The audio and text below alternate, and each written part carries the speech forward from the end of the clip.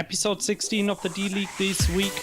Today, Bilal and we are going to talk about first-person shooters. So, I guess some people will think, okay, I don't need an explanation for first-person shooter, but anyway, we will give you a short introduction on the genre. So, what makes a first-person shooter, or FPS for short, is that you have a screen that shows your point of view, and you need a weapon to shoot or attack.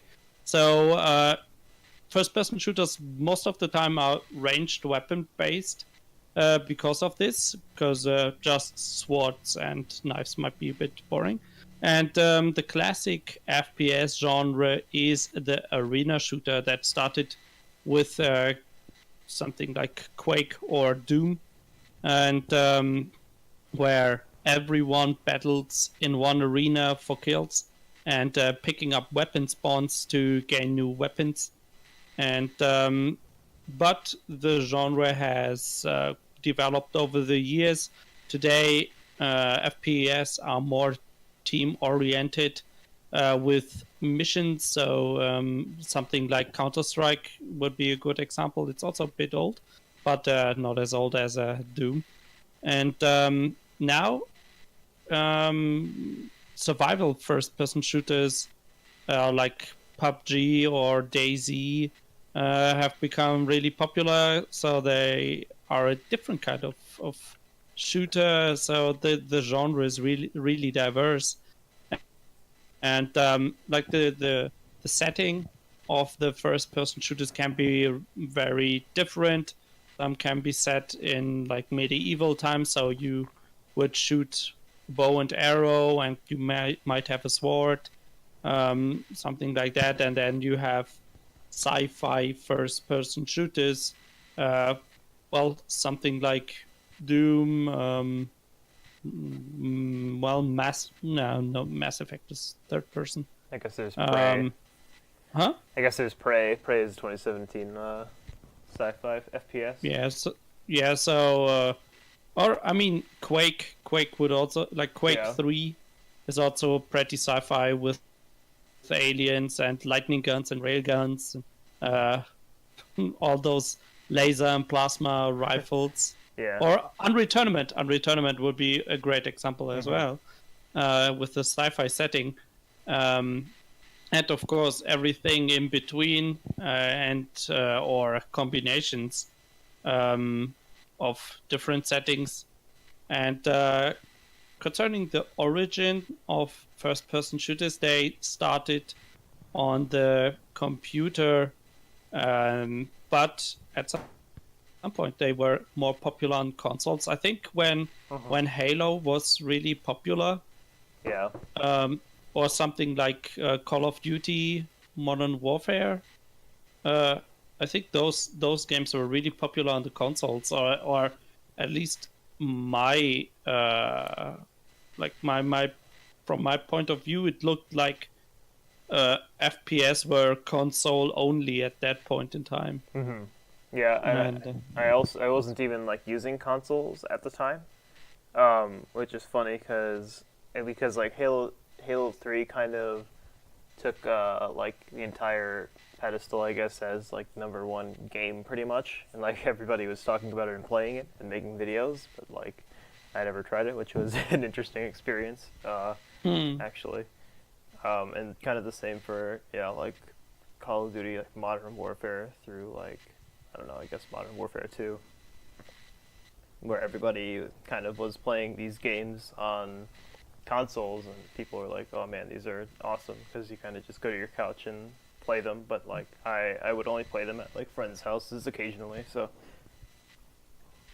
yeah, I think concerning first-person shooters, there is a real split between communities. Like you have people that only enjoy playing on computer, and then you have people that only enjoy playing on consoles. So because the gameplay is so different through the controls, so it's a very different experience for the player to use a controller or mouse and keyboard, I think.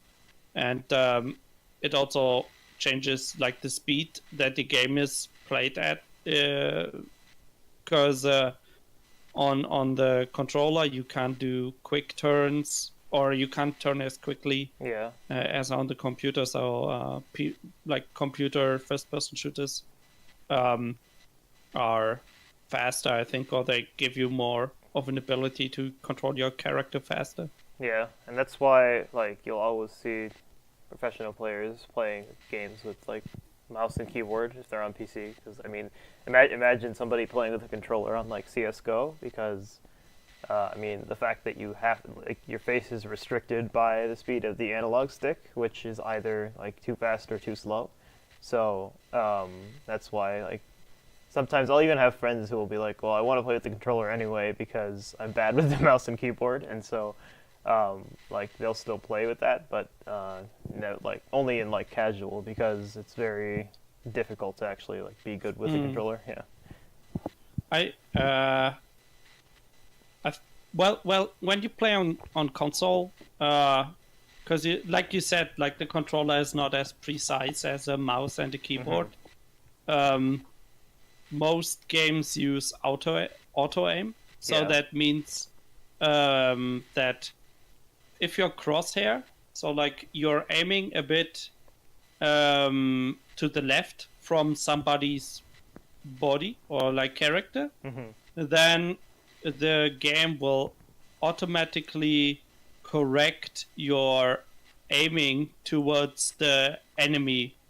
So like the game helps you hit people. And that's really frowned upon by computer players as it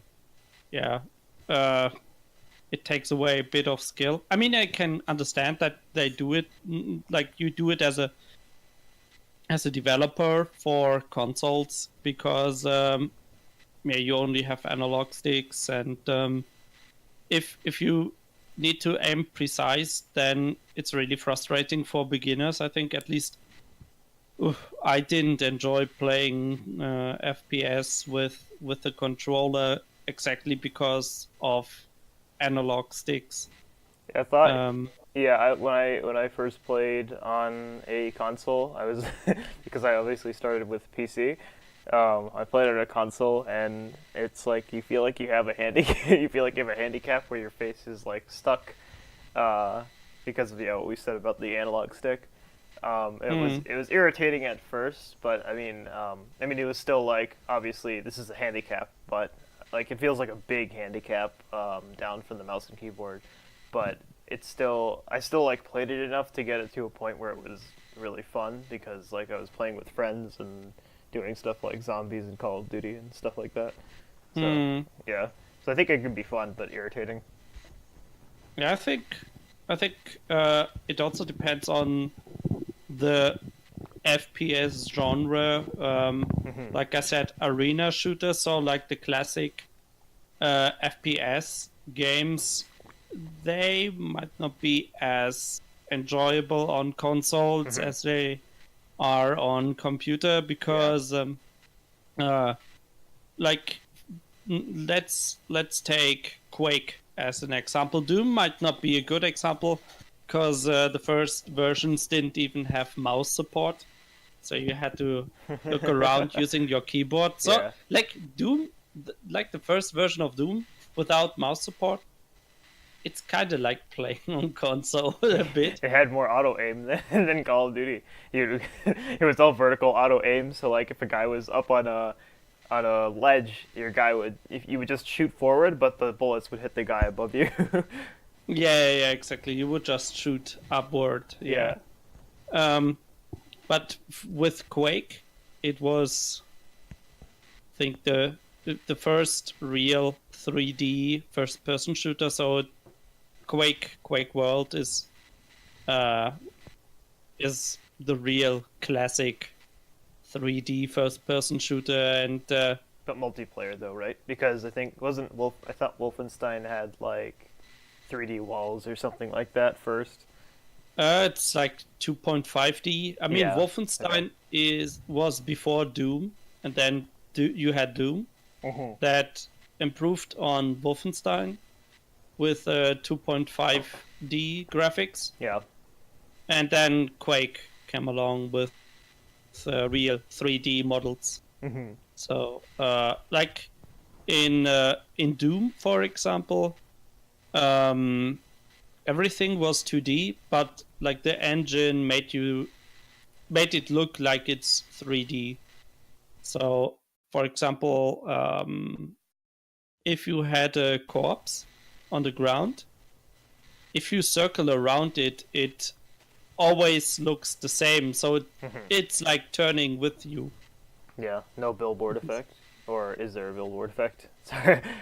But what? Yeah. Billboard. Yeah. I mean, it gets bigger and smaller, but it's a 2D sprite, and like if you circle around it, the sprite turns with you. Yeah. So you're always looking at the front. You cannot look at the back of it. Yeah. So yeah, and with Quake, they're really like Quake World is so fast paced. If you know how to play the game, I think the game wouldn't be fun on consoles at least. It was really made with mouse and keyboard in mind, and yeah, so that's how the game is kind of meant to be played. Yeah. While I also agree that it would be pretty annoying to play like on a console because, I mean, imagine. Well, there's a game that's similar to Quake. It's pretty much like Quake called Zonotic, which is like an open source one, and I played that a lot. And it'll have like I mean, fundamentally, the reason why it would be irritating is because it's faster. Like it's even faster than Call of Duty or CS:GO. So if using the stick, like analog stick in those is already annoying. Like it's just impossible to play well against players with a keyboard and mouse in something like Quake because, I mean, you just have to turn your face too fast. You have to move too fast because like you have guys coming from potentially any side since they can run like really fast, and so it's just difficult to actually land anything with the controller because your face has to move like at the same speed as them if you want to land a hit on them. So, I think it's been ages that I heard that explanation why console FPS are more strategical, and it's kind of because of the movement limitations. Because you turn so slow, you really need to pay attention where the enemy is. You cannot just turn around quickly. So, I mean, you can get some cheap kills just from somebody not being able to turn around fast enough.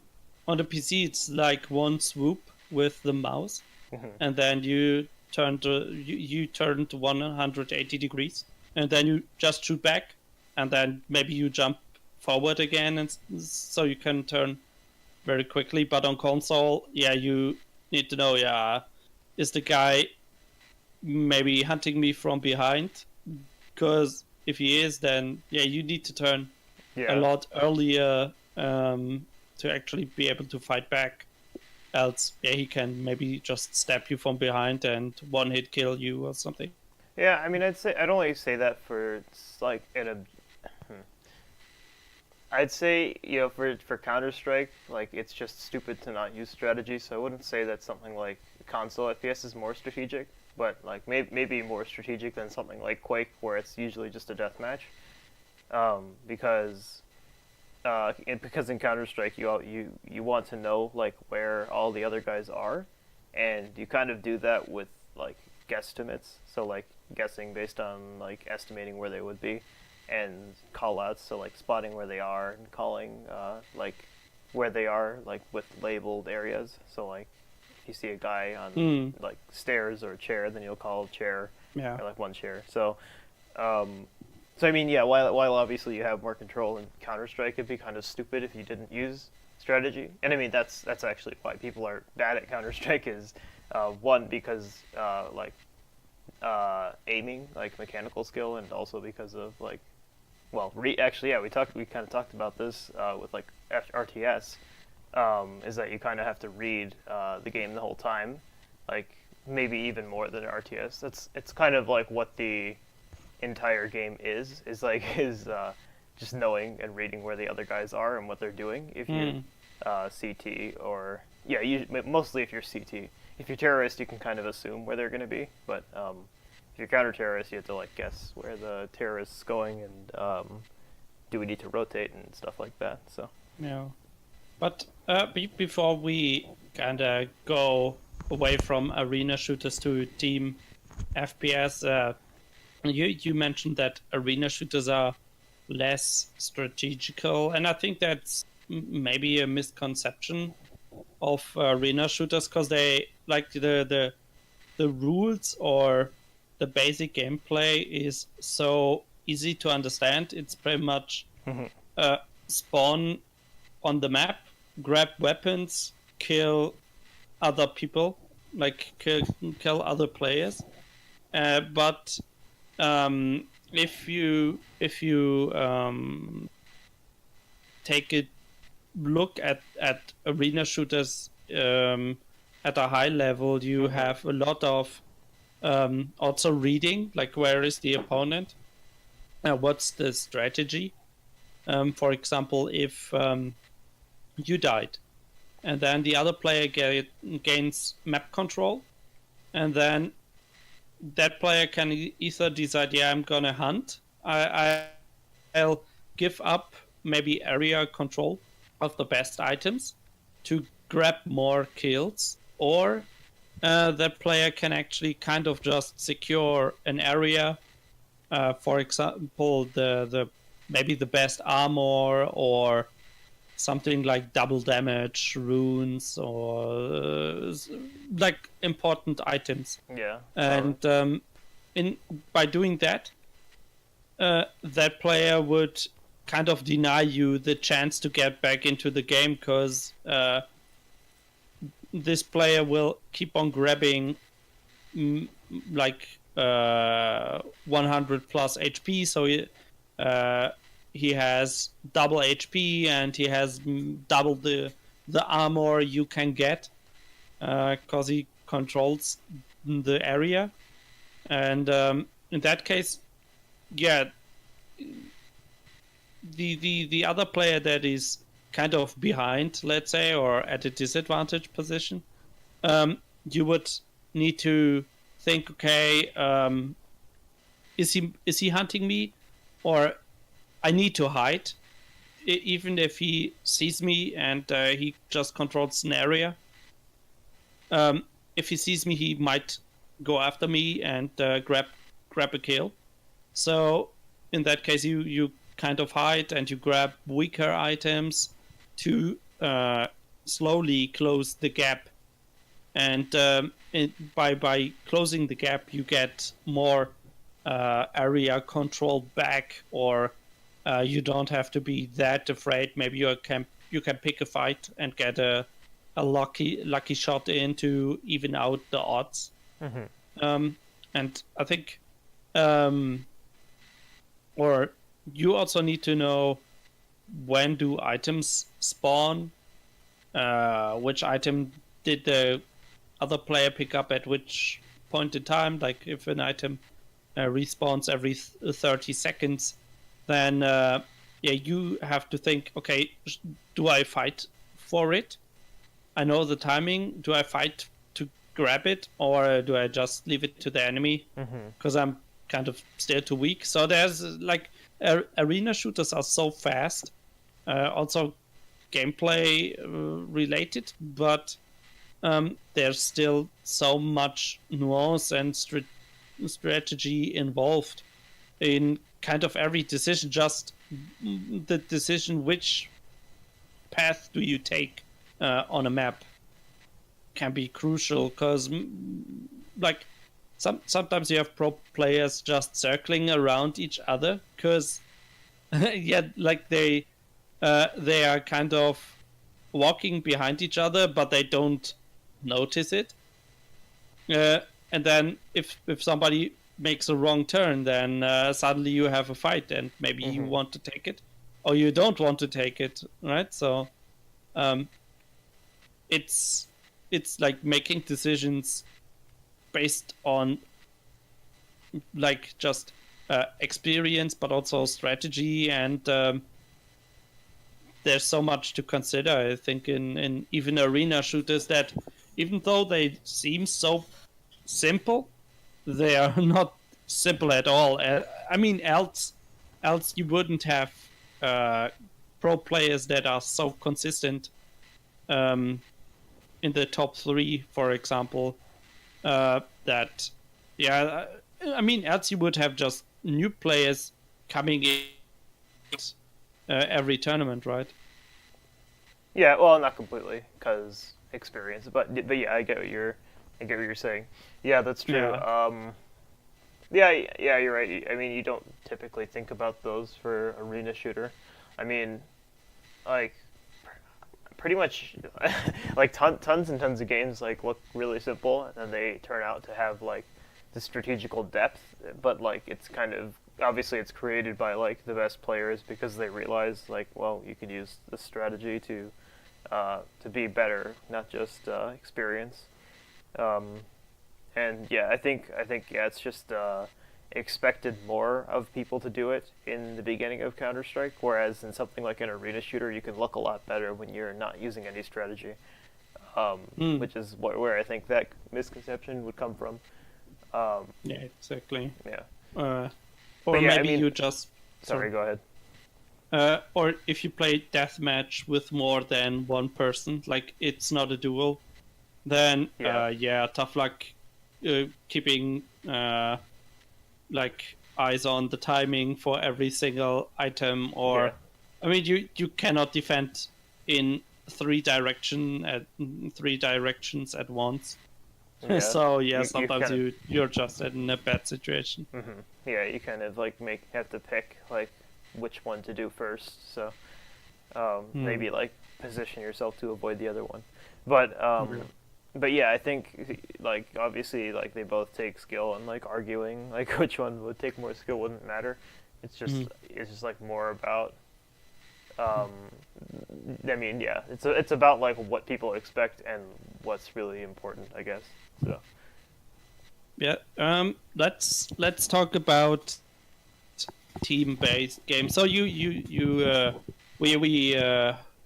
mentioned Counter-Strike, and from my point of view, like team-based FPS mostly have something like a goal to accomplish. So, for example, in Counter-Strike, it's to plant the bomb as terrorist, and as counter-terrorists, it's either killing all terrorists or defusing the bomb if it's planted, and or terrorists also. In other games, you need to save hostages or move something to a specific spot on the map. Or I remember in Return to Castle Wolfenstein, in maps you needed to steal secret documents and stuff like that. So for me, it seems like team FPS are more like goal oriented, so it's not just jumping around on the map and killing stuff, but you have a specific spot that you need to go to and maybe return. I think it depends on the game, because I mean, you could just play team deathmatch in Call of Duty and it would be it would literally just be killing guys. I mean, I guess there's just true. Yeah, there is just a huge trend of like team-based and objective-based in what's it called? Yeah, sorry, right now. So like Overwatch and CS:GO and all that. So yeah. Yeah, I think. I mean, in the past you had team deathmatch or capture the flag in Doom or Quake as well. I mean, those were arena shooters, but had team modes. But I think it depends on if the team gameplay is actually the main mode of the game. So, like in Counter-Strike, you don't play one-on-one, right? It's always with multiple people, as the game is really boring to play. Yeah, unless you're practicing. Yeah, so I think in those cases, like the team mode is the main mode, and in that case, if that's the case, then I think it's more goal oriented, and for like my impression is also that those games are slower gameplay wise. Maybe Overwatch is an exception because of the superhero theme, so they want characters to be over the top and maybe super fast, and they can fly and stuff. But like the other popular team FPS that I know or I played, they seem more slower pace. Yeah, I mean, if you try, like CS:GO has the capability of being a lot slower, or like the matches can happen like within 20 seconds, like. So, I mean, oftentimes the matches are slower because, well, maybe one guy is like waiting out the other guy to peak, and obviously since there's a timer, you have to at some point peak. And I don't remember. I mean, the matches are about like 3 minutes long is the timer, right? I think, or 2 minutes. I can't remember. It's been a while since I played CS:GO actually, But yeah, they have the capability of being slower, and they often are because that capability is there. So. So yeah, I guess team FPS are more popular right now in general. Yeah. And do you think, like, are you able as a player to carry over experience from one first-person shooter to another, given it's on the same platform, of course? So if you use the same controller. Yeah, I mean, if you look at, there are often pro players who will like move from one game to another, and they're still very good because they understand like how mouse FPS works, because they all kind of have the fundamental similarity of move mouse and then stop moving mouse and click, right?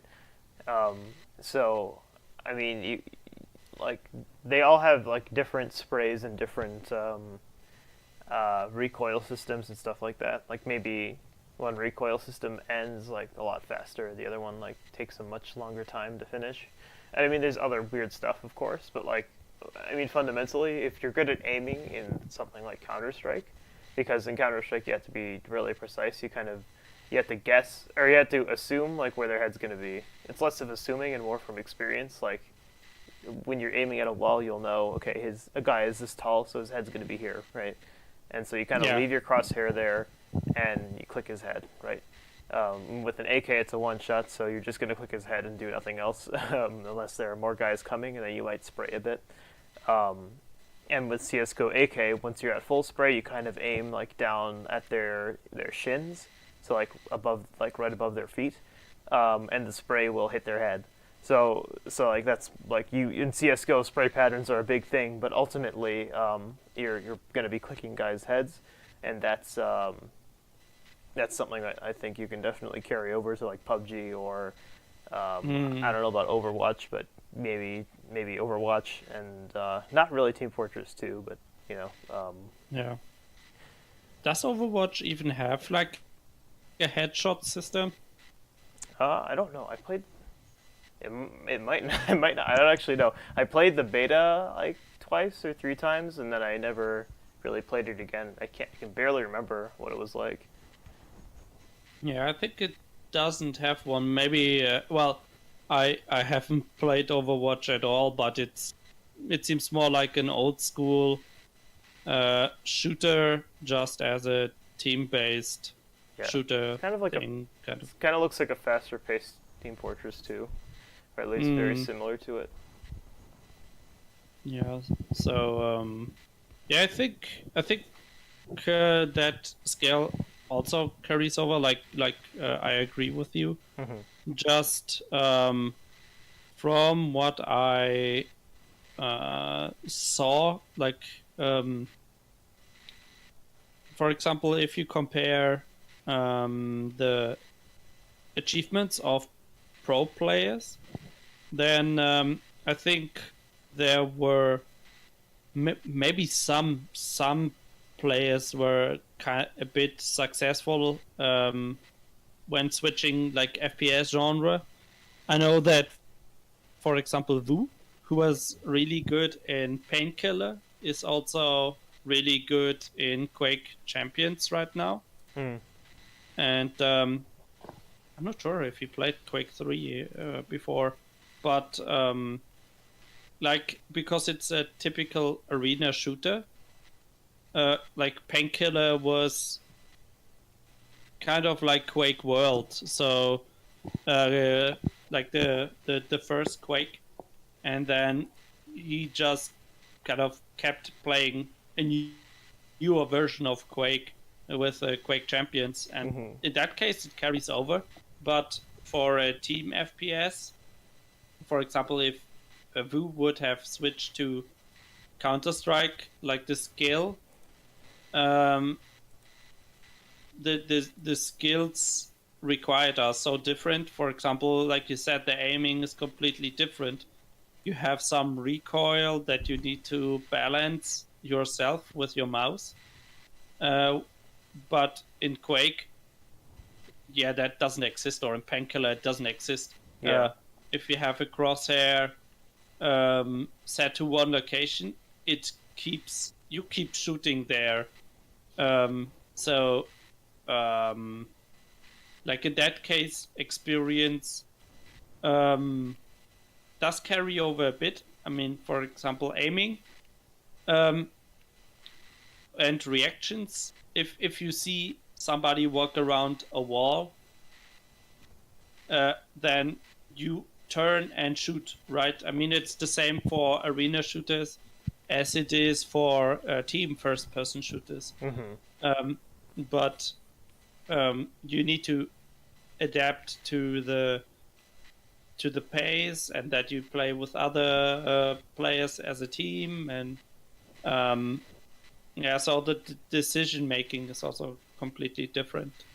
Yeah, I think a big reason why that skill carries over is because like training with a mouse takes being good at it can take years, because just you have to make the appropriate mouse flicks, and you have to get used to having an appropriate space, I guess, for the mouse. Because in a game like CS:GO, you play with like a low sensitivity, but you have a lot of desk space. Like if you want to be good, because that way you have a lot more control over where your cursor is going to go, so you can click heads like easily without because if you have a high sensitivity, then sometimes you'll flick too far and pass a guy's head, for example, and you won't really hit him. So yeah, I mean that's actually like if you look at a game like Xenotic, which is basically like Quake, there's this mode that I play mostly called Mince to Hook, where you have a grappling hook and you have a railgun that one shots,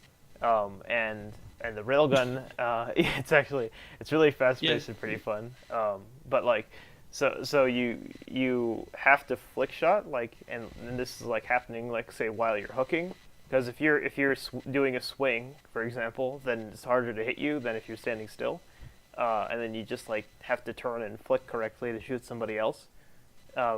And like in CS:GO, sometimes you kind of have to do something like a flick shot, where you kind of like avoid having to do them, but you can do them and you can do a 1v5 even just by flicking correctly and clicking people's heads. so like that's I think the flick between those two games is something that can train you if you were to switch games like very easily. Or like not easily. Easily is not the appropriate word. I should say it's something that can train you if you're going to switch from like one of the games to the other one, just because of the similarity with flicking, I think. So. Yeah, Um, I agree. So, did you play these new survival FPS already? Just know that a lot of people uh, that I know also enjoy playing something like Players Unknown Battleground or PUBG for short. Mm-hmm. Um, but I've not played it myself.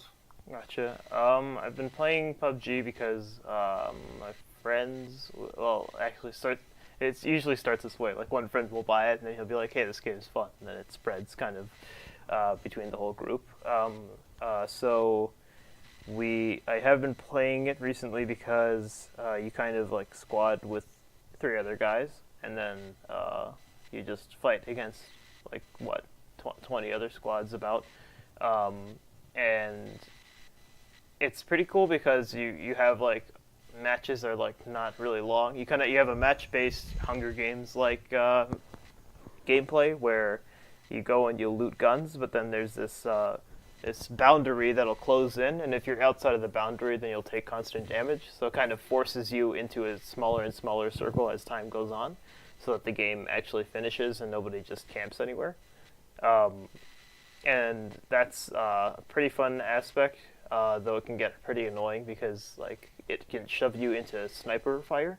So I think fundamentally the things that are annoying about PUBG is like if you don't have a scope like nearing the end, then you're probably screwed, because you'll have to move in with the circle, and somebody else will be camping somewhere with like a 4 times or an 8 times scope. And say you have like an SMG, there's no way you're gonna win unless you're. I mean, you could, but it's very difficult without a scope. So I think that's kind of annoying, is that you kind of just have to get lucky with loot. But it's also pretty fun, like if you're not just focused on I have to win every single match, and you're more focused on like I want to do my best every single match, then I think it can be a lot more fun because you're just trying to do your best with what you have, rather than like whining the whole time and be like, God damn it, I didn't get a sniper rifle.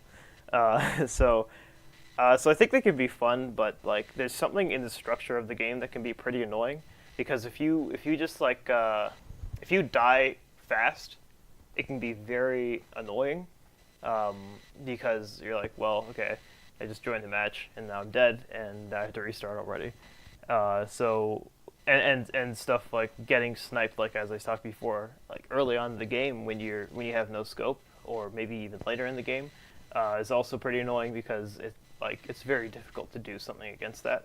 But I think ultimately the game like can be pretty rewarding if you play well in the end, or if you, I don't know, get a few kills and you're satisfied. So yeah.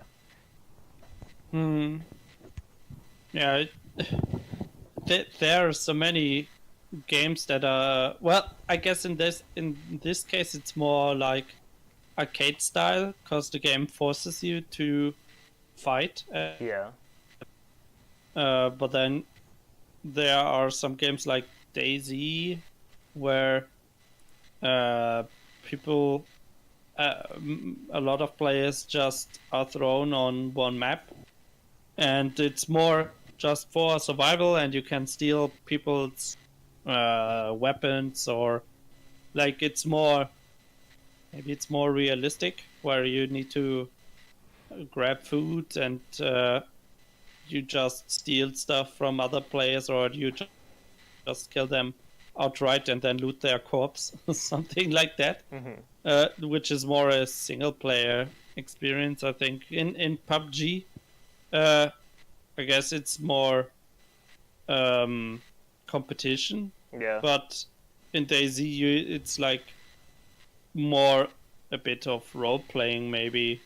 So yeah, I did not enjoy DayZ because it was very buggy, but yeah, I mean, in DayZ you just like had to, since you randomly spawned and you couldn't jump with your teammates in the same area, it's just like, well, I have to run for a year, and then there's the chance of getting sniped or being hit by a laggy zombie, and then just dying and having to do it again. So that was something pretty annoying about DayZ. There's also the fact that since it's not match based, people could just be playing on a server longer, and then they'll have like the best gun and just shoot you, and you can't really do anything about that if you don't have good loot. So Yeah.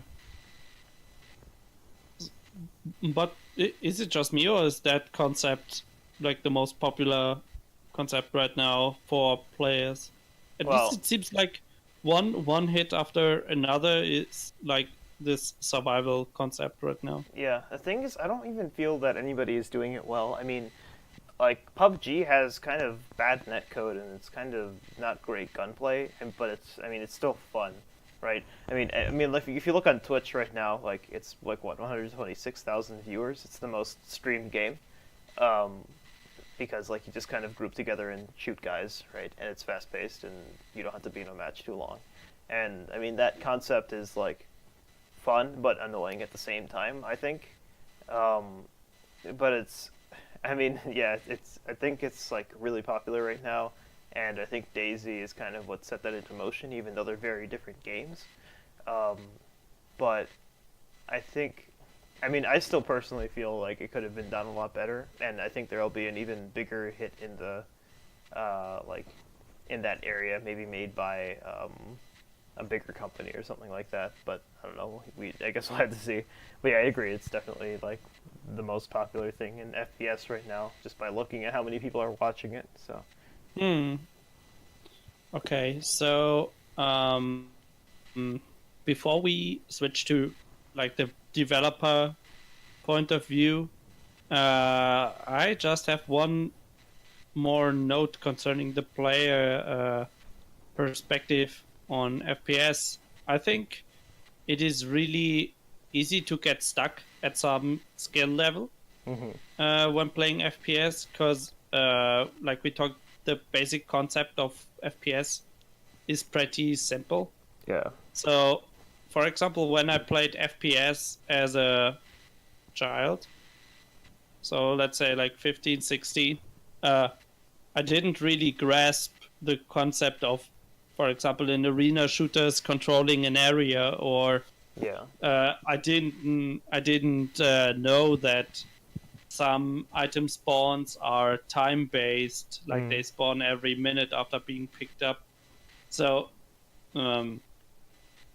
for me, because you think, yeah, I just need to run around, grab items and shoot to win.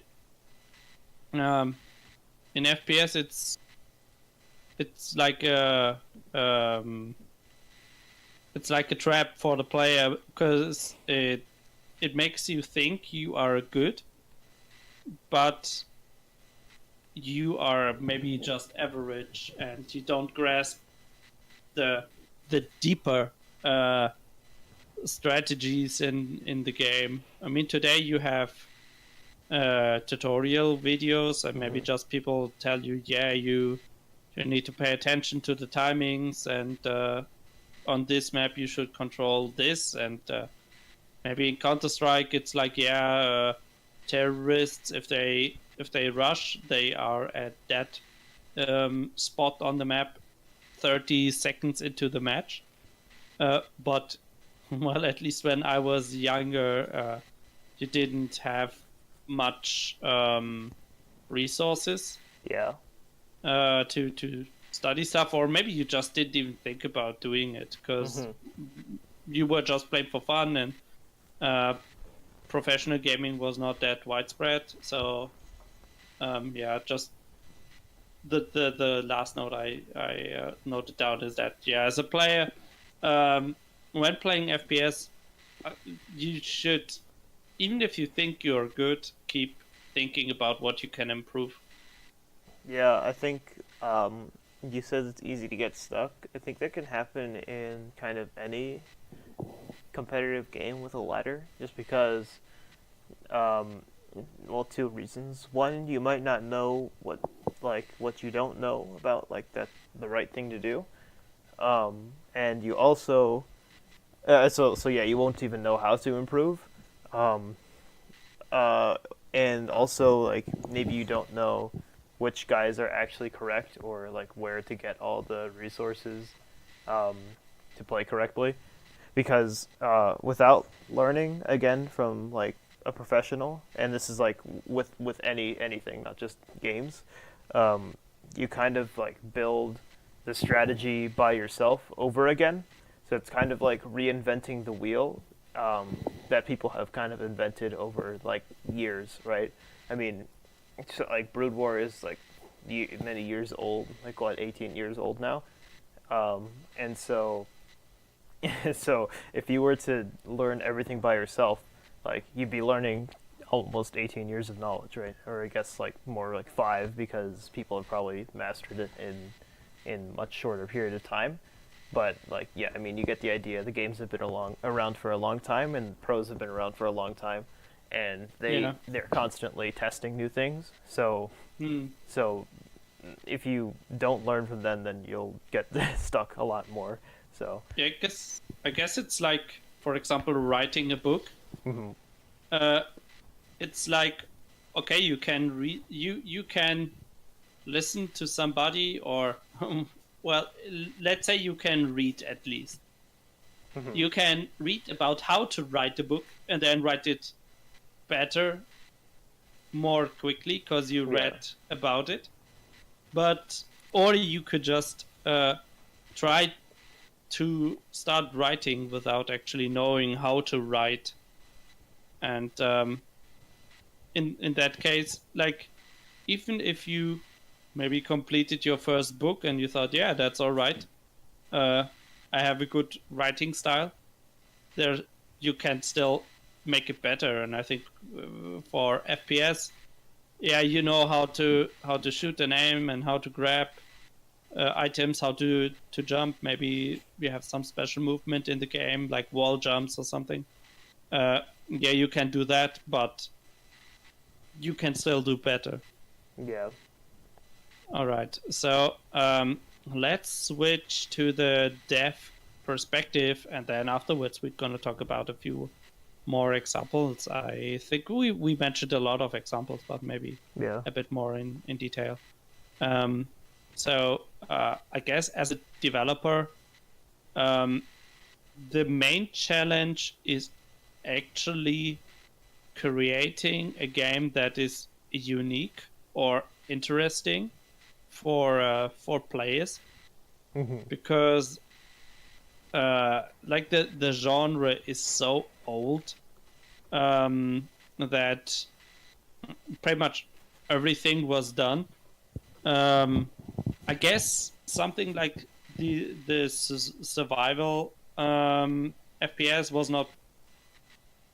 You were just not able to do it in the past because computers didn't have the storage, like the actual hard drive space to store so much files, and like the computers couldn't handle the big areas, the field of view, and so yeah, you just you limited yourself to something that was actually runnable on the computers or the consoles at that time. But like if you think about like a setting, you have completely you have like the bread and butter World War II shooter, which is like so overdone. If you just do another World War II shooter today, I guess nobody's gonna care, because you can just pick from like 1,000 different World War II shooters. Yeah. And then you have like sci-fi stuff. I guess you like you can play Unreal Tournament, or what is another good sci-fi example that goes into that direction? I guess for sci-fi it's pretty much all I know is UT, at least like futuristic sci-fi. Else you have stuff like Painkiller or Quake, which is also sci-fi, but more present date. Yeah. With like bizarre characters, like an eyeball walking on hands and having a gun attached to like the top. Yeah. Stuff like that. But else, yeah.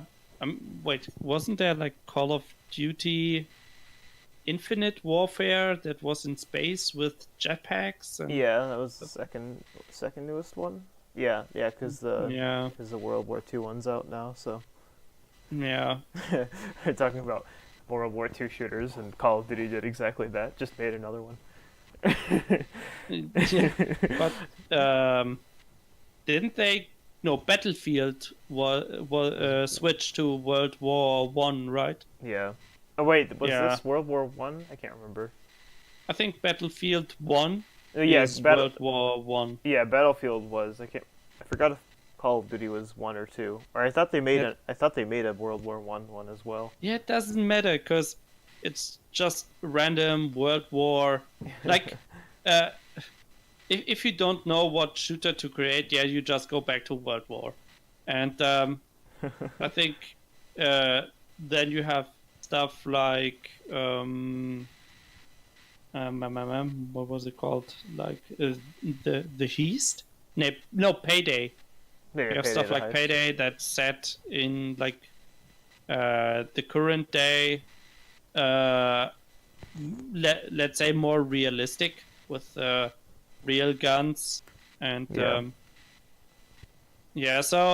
like then you have stuff like Turok where you run around with the bow and arrow, also with some futuristic guns. You have some really ridiculous games like Serious Sam, which is all about big guns and like macho lines. Or Duke Nukem. Yeah, like you have so much stuff that was already created, and I guess, like if I ask you, give me a good setting for a first-person shooter that was not done before, would you be able to think of something? I mean, maybe. I mean, it'd be hard, like, but yeah, I mean, like, there are so many that it's like, you can relate like almost anything you can think of to another game. I mean, like, yeah, like what if there's like a shooter where you are a fucking robot? I don't know. Well, there's like Soma, you're a robot, but it's not really a shooter. Yeah, Soma's not a shooter actually. There's not really any guns in it. It's just a horror. I mean, but yeah, I mean, you get the point. Like, there's so much stuff already done, and I agree with the concept of making it unique, because like when I want to play, at least I'll say for a single player one, when I want to play a single player FPS, like I always play it because it's not too hard to be great at FPS. Like since I've been using mouse and keyboard for FPS for a long time, like, and single player is against AI, right? So you don't have to be that. I mean, it's not that hard to be able to hit things. So I usually play them for like smooth gameplay, like where the controls work well, and if the story is interesting.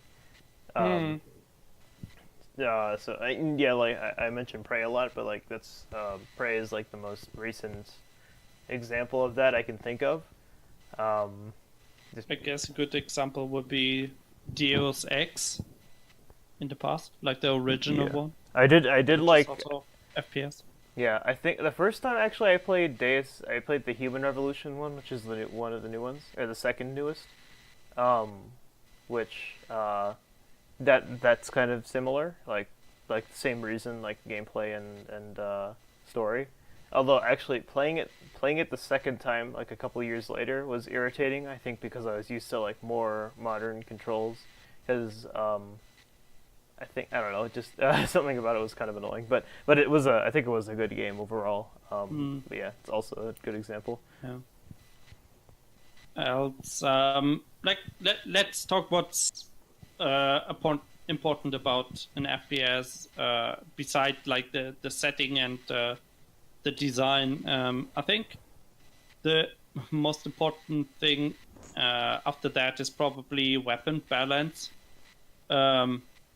If you like first-person shooters, if it's multiplayer, then it's always against other players. So if you have a weapon, for example, let's say you have a sniper rifle that kills in one shot, and like you said in PUBG, if you have let's say a pistol and the other guy has a sniper rifle with a scope, then you're at a disadvantage. But that every weapon needs strengths and weaknesses. So with a pistol, you would need to get close, and then you had an advantage. Else, because of the low range, that's your weakness. Because let's say if the pistol would have zoom, if you had a scope on the pistol, and it would always hit where you're aiming, and it would shoot really fast, then maybe the pistol would be actually better than the sniper rifle. So if you have stuff that's like weapons that are really overpowered because they're one shot, and maybe they like the AOE, the area of effect damage from, let's say, a rocket or a grenade is too big, where you see it coming but you cannot evade completely, then that's really frustrating for a player. Because just imagine the other player picks up the sniper rifle, and then he has won the game if he can aim properly. That's kind of boring. So everything needs trade-offs, I think. Yeah, I mean, like, if you on the topic of like very, very similar games, like, I mean, anybody can make an FPS nowadays. I mean, if you just want to make an FPS, then I'm just gonna say, like, there are many Unity assets for that. Like, literally go download like UFPS, and you instantly have a robust framework for making an FPS. The challenge is actually making it fun rather than just shooting. And I mean, for me, like, I think the most important thing is that the controls feel smooth, because like if controls are laggy, which we talked about a long time ago, like, we fundamentally, any game, we said if controls are bad, then the game is just irritating. And so I think for me, like, I love when an FPS, like when your face turns smoothly, and when like guns fire and it's clear like what they're doing and how to actually like beat an enemy. Like, if you can easily learn how to correctly use something without just getting annoyed the whole time, and if the guns don't feel stale. So like, you fired them, they give recoil, they have good audio, and you know, like, you can feel like you're using a gun rather than just, I don't know, launching pellets or something. So so for me, that's what's most important. Then I think like good design of like gameplay, and then like story comes along somewhere there. But yeah, that's depending on what kind of game it is. If it's multiplayer oriented, then exactly. The story is not that important. I'd agree with that. Although I do enjoy. I think I actually like how the new games are trying to like have story through multiplayer characters. But I agree. It's definitely something I look at a lot less than I do in a single player. I guess it's more about character design. If you like the model, then you would pick that character anyway. No matter the backstory, I guess. Yeah, that's true. Because we talked about trends in first-person shooters, let me ask you another question. As a developer, would you go with the recent trends, or would you do exactly the opposite? So for example, right now survival shooters are popular. Would you also try to grab a piece of that cake, or would you do something else? I think with games in general, that depends on like your traction. So if you are a big developer and you said, "Hey, we're making a take on this kind of game," then people will be interested. And like you'll obviously have like 30 to 40% of people might say these guys are just ripping off this better game, but that doesn't matter because I mean everybody's saying that. So if it's something like Activision or like as a publisher, then they'll probably say they'll advertise it and be like, oh, basically we're making PUBG, but our own version that we like better, right? And they can do that because of how huge they are. But for someone like me or like any indie developer, going for the recent trend, like making a survival FPS like PUBG just because it's really popular, is kind of stupid. Because you will be known like by 90% of people for just trying to copy off of something else and make money off of it. And whether or not that's the case, like even if you just want to make something similar to it, that's like lots of people are going to just think you're ripping it off for money. And I mean, chances are like most people probably won't just want to make somebody else's video game. I mean, that doesn't sound very exciting to me. I mean, the exciting thing about game development to me is that you can, in literal terms, make anything you want to. And if that's already made, then in my opinion, like why even do it?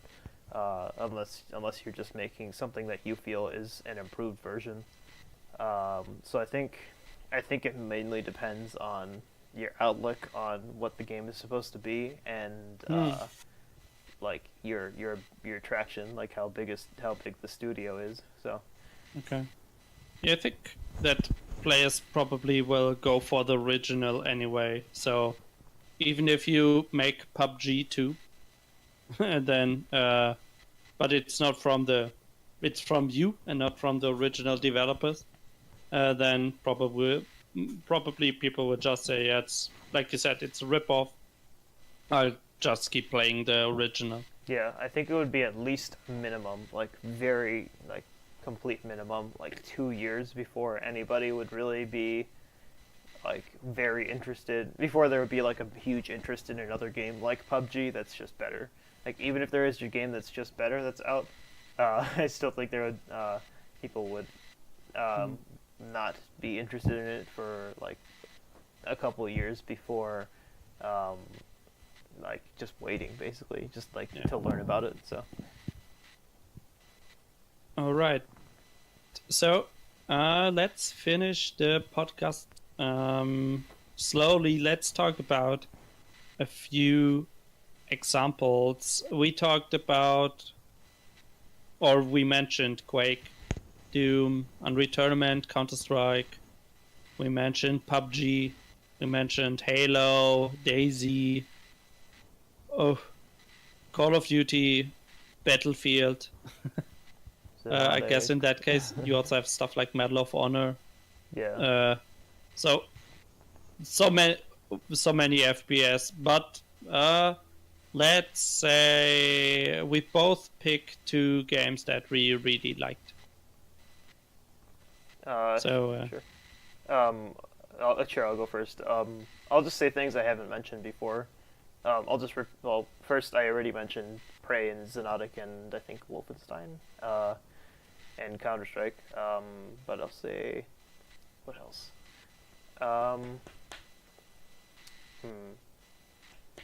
Here, you go first. Actually, my mind slipped. So. Yeah, no problem.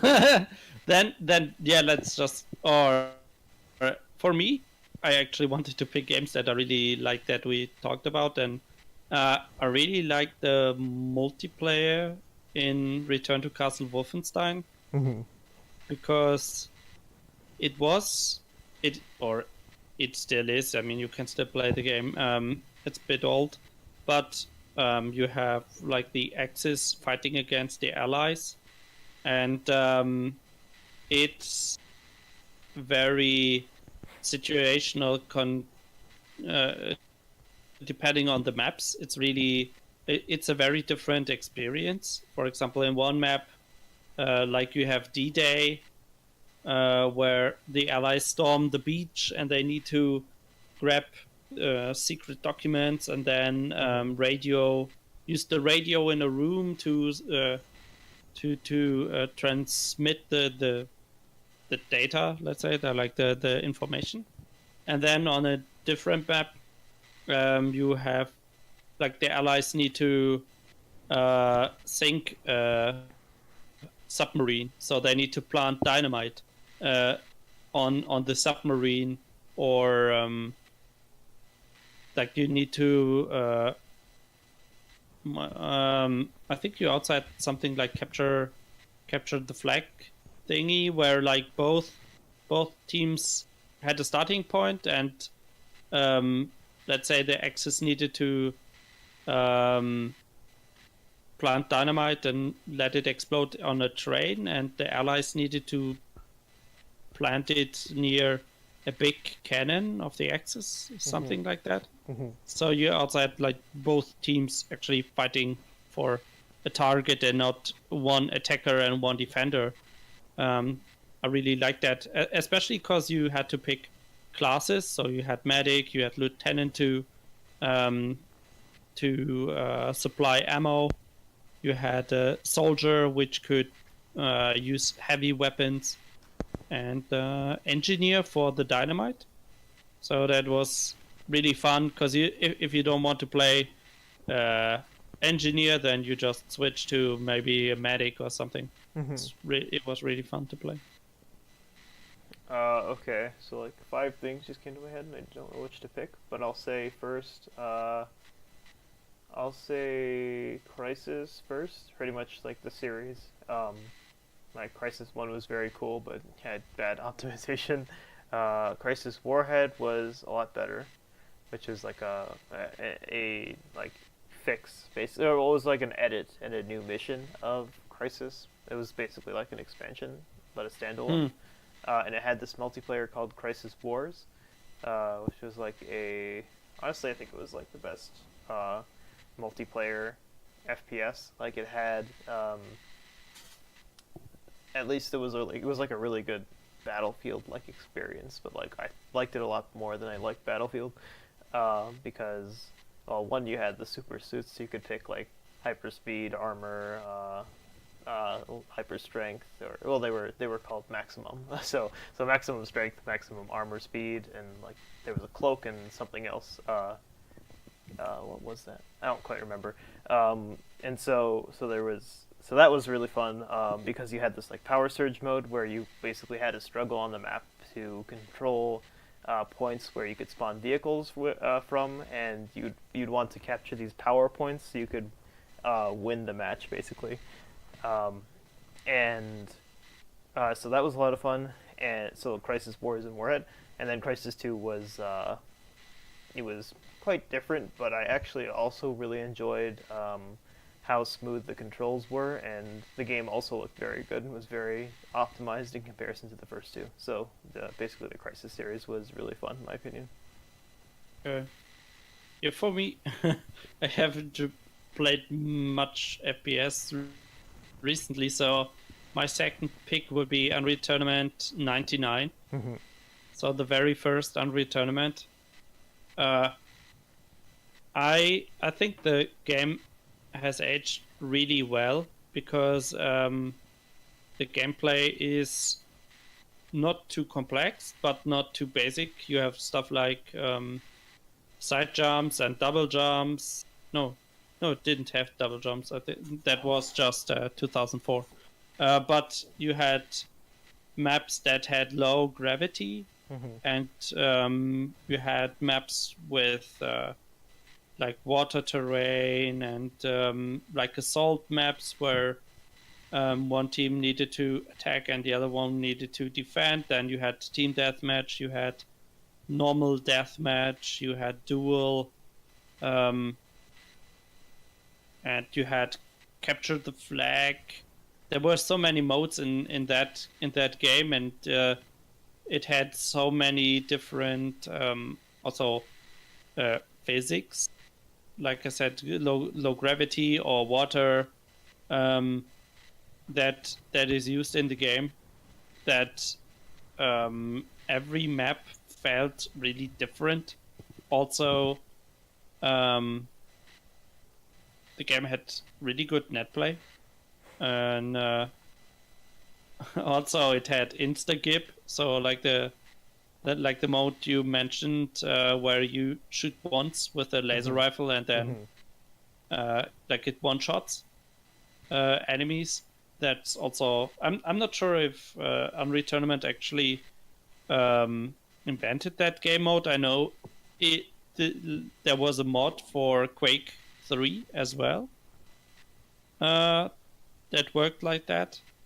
But for me, Unreal Tournament 99 is really a classic that you can still play today, because the gameplay is still great.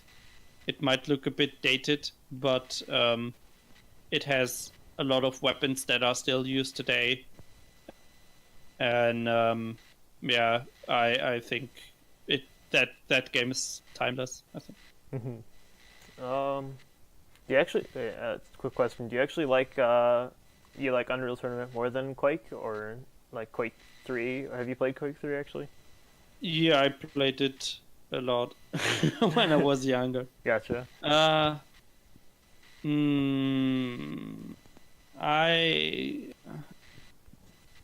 That's really difficult to say. I think Unreal Tournament is maybe deeper. But like Quake is more arcade-ish style, because you don't have stuff like double jumps or side jumps. You just have a normal jump and fast movement. I think I would probably prefer Quake 3, but I think Unreal Tournament might be the better game. Okay. I understand that. Okay. I will say for my last one, Counter-Strike Go, because you love the loot crates. No, I think Look at this knife, it's worth $1,000. Yeah, exactly. No, I'll say Rainbow Six Vegas 2, because that was one of the early on like co-op FPS, and it had this really great gameplay where you play through the campaign, but you could play with a friend over online or like in LAN, and it was this like tactical game about like basically you'd have to wall hug or you'd die. Like you couldn't just run out there. And it was a game about like wall hug and like assess the situation like with tactics basically. So you could go through different places. You could use smoke grenades and stun grenades and stuff like that. And you'd basically want to mark targets and take them out like in the right order. So it was basically like a tactical kind of co-op game that lets you it tried to be like realistic, and it had these modes where you could pretty much die like instantly from like 2 shots or 1 shot. So that was pretty fun to play. And you also could like customize which guns you were using, and stick with the gun, and you'd get masteries with playing in a certain way. So like close quarters combat or like long range and sharpshooter and stuff like that. So that was pretty fun, mainly because it was like it was pretty much the first like co-op experience that I had that was fun. So that was pretty cool. All right, then that's it for this week. I guess you don't have final comments again, right? We talked about so much. No, I don't. But I do actually. Okay. Well, I'll just say. I do miss like the single player RTS. It's been a while since there have been good ones, other than like Prey, which came out in April. So make more of those, please. Thank you. You mean mainly single player FPS? Yeah. Well, Prey didn't have any multiplayer, but yes, like mainly single player. Okay.